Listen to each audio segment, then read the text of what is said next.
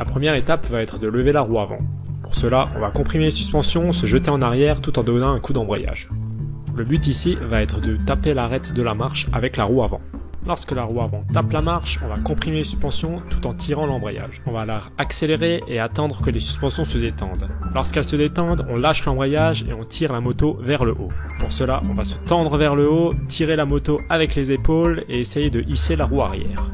Le but ici va être de faire décoller la roue arrière jusqu'à l'arête de la marche. On va plier les jambes, pousser fort sur les bras pour pousser la moto vers le haut. Lors de la position finale, il est fréquent que les fesses touchent le garde-boue arrière. On pourra ensuite corriger l'assiette de la moto en freinant du frein arrière si besoin.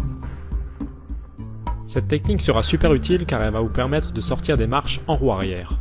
Vous pourrez ainsi franchir des obstacles sur la roue arrière sans avoir besoin de poser la roue avant. Cette technique va être super efficace lors de passages de tronc ou de marches négatives. Le principe de la technique restera le même. Il faudra bien taper la roue avant tout en comprimant les suspensions, mettre un second coup de gaz et ensuite pousser fort la moto vers le haut. Vous devriez alors sortir en roue arrière.